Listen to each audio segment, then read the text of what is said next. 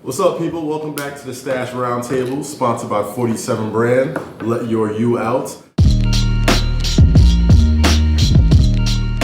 We're gonna go around real quick. I'll introduce the lovely and talented panel for you guys watching at home. My man Alvin Blanco, the deputy editor of hiphopwire.com and a proud UVA alumnus. My man Nate Santos, the senior staff writer of thestash.com. My man Skoob, Steve Rivers, one of the franchise editors over at Interactive One. We got my man Sean Malcolm, the legendary King Magazine, Everything Magazine, just fucking legend of my own mind. Friggin' legend is over. We got Russ Bengtson, one of the senior editors over at complex.com, and my man Angel Diaz, also of complex.com. So what we're gonna do is talk about those one team, that one college that's gonna take your bracket and just throw it into the shredder, man. And it seems like it happens every year, but you know, nobody ever knows which one is gonna be, where it's gonna come from, when it's gonna happen. But what we're gonna do is try our best to, predict where it is anyway. My pick, since I'm gonna go first because it's my round table and I can do what I want. North Carolina? North Carolina? I'm not gonna go North Carolina, man. I'm not gonna go North Carolina. I'm gonna go with an old favorite because I just saw them win a buzzer beater in a conference tournament. I'm gonna go with Davidson.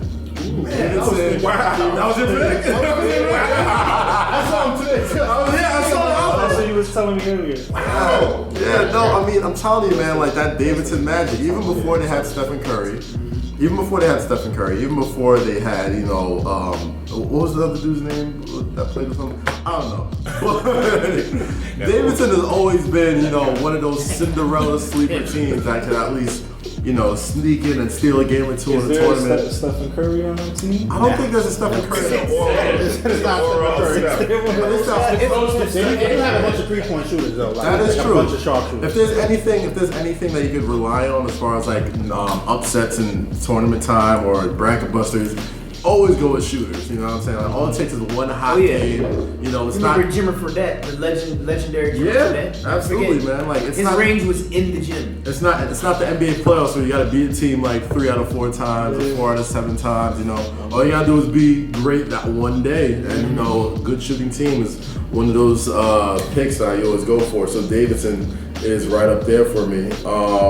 Sean, do you have any picks as far as a Cinderella team? I can't say as far as a Cinderella because the team that's in my mind is pretty known and they're ranked pretty well. They're not even ranked, but they will definitely be ranked pretty well in the tournament. But I can never go against Rick Pitino and Louisville. Very true. They're definitely gonna do some damage somewhere. So I won't say Cinderella like one shining moment. It's not gonna be one of those situations, but I can never go against Rick Pitino in those kind of situations in the tournament. Doesn't it kind of seem like every team's a Cinderella this year, with like Kentucky being like the one seed of one seeds? Exactly, the ultimate one seed, the undefeated one seed. Like everybody is a Cinderella in comparison to them, but kind of like Sean said, like North Carolina certainly isn't considered obviously they're in the middle of the bracket.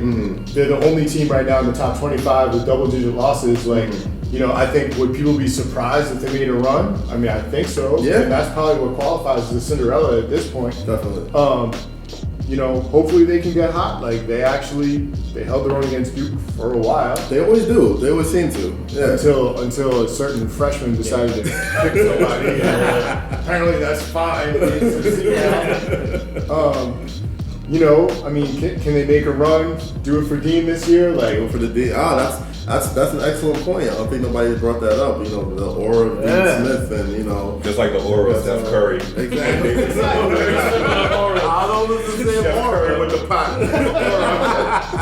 That's very true. That could very much happen, man. Dean Smith and just his presence over that school and just how inspirational he was just to everybody who dons the Carolina blue.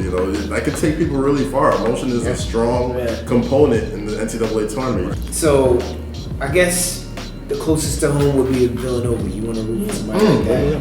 The only thing about Villanova is each year you have that confidence in them and they let you down some sort of way. Yeah. And they fall short of their greatness or, Another team I would say, which always seems to break up your bracket every single year, is Wichita State.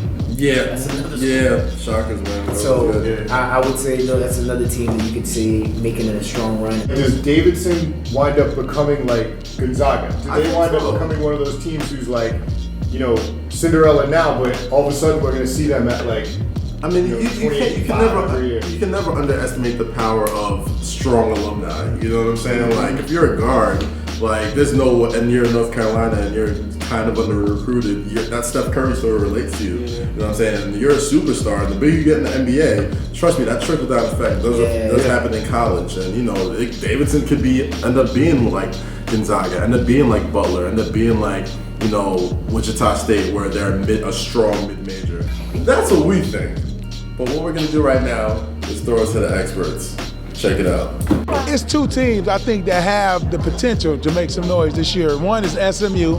You got Larry Brown. Whenever you got Larry Brown, that's always a good thing. Yeah, yes, sir. You play the right way. Providence. I like Providence, man. They got a young, talented point guard, Chris Dunn. When he's playing under control, I think he's one of the top 5 point guards in the country. I realize that they've been highly ranked for most of the season, but I'm not sure people realize how good Northern Iowa is.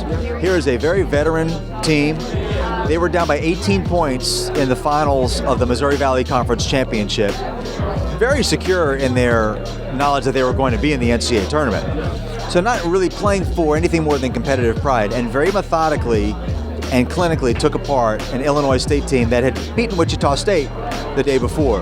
I got to have my sheet in front of me to really look and see what the matchups are, but anytime you see Davidson in there, anytime you see Butler in there, anytime you see a couple of schools, you always get, you know what I mean? You always get Princeton, anytime you see Princeton. So, Harvard this year with, so it's going to be interesting. They don't even know who that team is yet. Meaning, it happens this week coming in that conference tournament.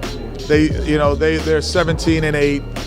The coaches are yelling at them all. They've been having all practices. They don't believe they could do it. And then all of a sudden they go on this 3-game, 4-game run in their conference tournament. And they become that team.